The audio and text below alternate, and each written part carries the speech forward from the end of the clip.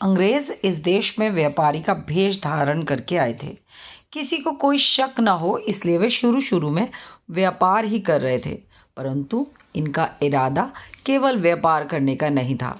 व्यापार के लिए उन्होंने जिस ईस्ट इंडिया कंपनी की स्थापना की थी, उस कंपनी ने धीरे धीरे देश की रियासतों पर अपना अधिकार स्थापित करना शुरू कर दिया।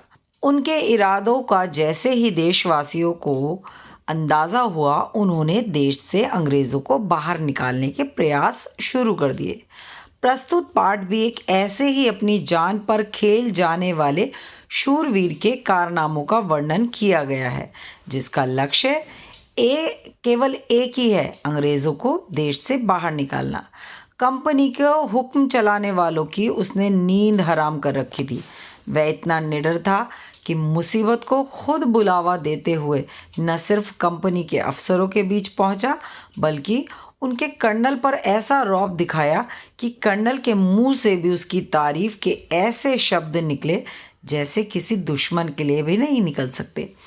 प्रस्तुत पाठ में एक ऐसे ही जान पर खेल जाने वाले शूरवीर के कारनामों का वर्णन किया गया है, जिसका केवल एक ही लक्ष्य था, अंग्रेज़ों को देश से बाहर निकालना। इतना निडर था कि मुसीबत को खुद बुलावा देते हुए न सिर्फ कंपनी के अफसरों के बीच पहुंचा, बल्कि उनके कर्नल पर ऐसा रौब दिखाया कि कर्नल के मुंह से भी उसकी तारीफ के ऐसे शब्द निकले जैसे किसी दुश्मन के लिए भी नहीं निकल सकते। प्रस्तुत पाठ में एक ऐसे ही जान पर खेल जाने वाले शूरवीर के कारनामों का वर्णन किया गया है, जिसका केवल एक ही लक्ष्य था, अंग्रेज़ों को देश से बाहर निकालना। पाठ कारतूस में लेखक ने 4 व्यक्तियों का वर्णन किया है। वे हैं कर्नल, लेफ्टिनेंट, सिपाही और सवार। कर्नल और लेफ्टिनेंट आपस में वज़ीर अली के कारनामों की बात करते हुए कहते हैं कि वज़ीर अली ने अंग्रेज़ों की नाक में दम कर रखा है, और उनको देखकर उन्हें रॉबिन हुड की याद आ जाती। किसको देखकर? वज़ीर अली को। फिर कर्नल लेफ्टिनेंट को सादत अली यानी कि वज़ीर अली के चाचा के विषय में बताता है। कौन है वज़ीर अली का चाचा? सादत अली। कि किस तरह वज़ीर अली के पैदा होने से वे बहुत दुखी था, और इसी दुख में वो अंग्रेज़ों का मित्र बन गया ताकि वो अवध के सिंहासन पर कब्जा कर ले। और अवध के सिंहासन पर बने रहने के लिए जब उसने अंग्रेज़ों से हाथ मिलाया तो उन्हें अपनी आधी दौलत और 10 लाख रुपए दे दिए। लेफ्टिनेंट को जब पता चलता है कि हिंदुस्तान के बहुत से राजा, बादशाह और नवाब अफ़गानिस्तान के नवाब को दिल्ली पर हमला करने के लिए आमंत्रित कर रहे हैं, तो लेफ्टिनेंट की बातों में हामी भरते हुए कर्नल कहता है कि अगर ऐसा हुआ तो कंपनी ने जो कुछ हिंदुस्तान में हासिल किया है वह सब कुछ गंवाना पड़ेगा। कर्नल की बातों को सुनकर लेफ्टिनेंट कर्नल से कहता है कि वज़ीर अली की आज़ादी अंग्रेज़ों के लिए ख़तरा है, बल्कि बहुत बड़ा ख़तरा है। इसलिए अंग्रेज़ों को किसी भी तरीके से, किसी भी कीमत पर वज़ीर अली को गिरफ्तार करना ही चाहिए। कर्नल कहता है कि तभी तो वह पूरी फ़ौज जो है उसका पीछा कर रही है, और साथ में मैं भी उनके साथ हूँ, और वज़ीर अली इस पूरी फ़ौज को सालों से धोखा दे रहा है। वज़ीर अली बहुत ही बहादुर आदमी है। वज़ीर अली ने कंपनी के एक वकील की हत्या भी की थी। अब कर्नल ने हत्या की घटना का वर्णन करते हुए कहा कि वज़ीर अली को उनके पद से हटाने के बाद अंग्रेज़ों ने वज़ीर अली को बनारस भेज दिया। कुछ महीनों के बाद गवर्नर जनरल वज़ीर अली को कलकत्ता में बुलाने लगा, है ना, पेशी के लिए। वज़ीर अली ने कंपनी के वकील से शिकायत की कि गवर्नर जनरल उन्हें कलकत्ता बुला रहा है, और जबकि उन्हें रखा कहाँ गया? बनारस में।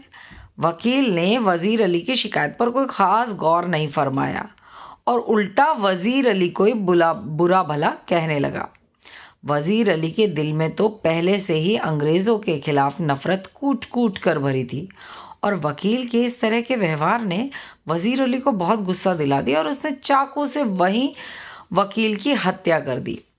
कर्नल लेफ्टिनेंट को समझाता है कि वज़ीर अली किसी भी तरह नेपाल पहुंचना चाहता है वहां पहुंचकर उसकी योजना है कि वह अफगानिस्तान को हिंदुस्तान पर हमले के लिए प्रेरित करेगा और इंतज़ार करेगा कि अफगानिस्तान हिंदुस्तान पर हमला कर ले। और जब तब तक क्या करेगा, अपनी ताकत को बढ़ाएगा। फिर सादत अली को सिंहासन से हटाकर खुद अवध के सिंहासन पर बैठ जाएगा, जिस पर उसी का अधिकार था। और उसके बाद सिंहासन पर कब्जा करके अंग्रेज़ों को हिंदुस्तान से निकाल देगा। और ये बात अंग्रेज़ अच्छे से जानते थे। अंग्रेज़ी फ़ौज और नवाब सादत अली खान के सिपाही बहुत सख्ती से वज़ीर अली का पीछा कर रहे थे। अंग्रेज़ी फ़ौज को पूरी जानकारी थी कि वज़ीर अली जंगलों में कहीं सालों से छुपा हुआ है। लेफ्टिनेंट कहते हैं कि घोड़े पर सवार आदमी, अब वो तंबू लगाकर वहाँ जंगल में बैठे हुए हैं, और तभी जो है जब वो अपना खेमे में हैं तो तभी घोड़े पर सवार आदमी उन्हें नज़र आता है। तो लेफ्टिनेंट बताते हैं कर्नल को कि घोड़े पर सवार एक आदमी है जो सीधा अंग्रेज़ों के तंबू की ओर आता हुआ मालूम हो रहा है। अब धीरे धीरे जो घोड़े की टापों की आवाज़ थी वो दूर से पास होती चली गई और पास आकर रुक गई।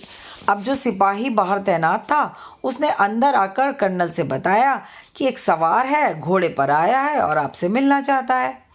कर्नल सिपाही ने उस सवार को अंदर लाने के लिए कहा। कर्नल सवार ने उससे आने का कारण पूछा तो सबसे पहले उस सवार ने, जो घोड़े पर सवार होकर आया था, उसने कहा कि मुझे यहाँ पर कोई नहीं चाहिए, मैं आपसे ही बात करना चाहता हूँ। तो उसने इशारा किया कि जो सिपाही है और जो लेफ्टिनेंट है उसको बाहर कर दिया जाए। तो कर्नल ने कहा नहीं, ये सब अपने हैं। लेकिन सवार ने कहा नहीं, दीवारों के भी कान होते हैं। तो फिर और भाई कर्नल को लगा कि ज़रूर ये वज़ीर अली की कोई खबर लेकर आया। तो कर्नल ने उनको सबको बाहर निकाल दिया और सवार से बात करने लगा और उससे आने का कारण पूछा। तो सवार ने कर्नल से कहा कि उसे कुछ कारतूस चाहिए। उससे पूछा कि भाई कारतूस क्यों चाहिए? तो सवार ने जवाब दिया कि उसको वज़ीर अली को पकड़ना है। और अगर यह सुनकर जो है कर्नल सवार को 10 कारतूस दे देता है और फिर सवार से नाम पूछता है।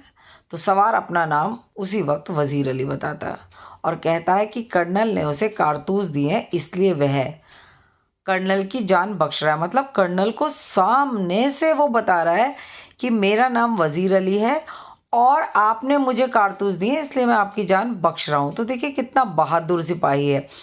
पहले उससे कारतूस मांग लिए ये कहकर कि वो भी वज़ीर अली की गिरफ्तारी चाहता, और कारतूस हाथ में आते ही जैसे ही उसने देखा कि कर्नल को उसने शीशे में उतार लिया, तुरंत ही अपना परिचय दे देता है। इतना कहता है और कहकर वज़ीर अली उस खेमे से बाहर निकल जाता है।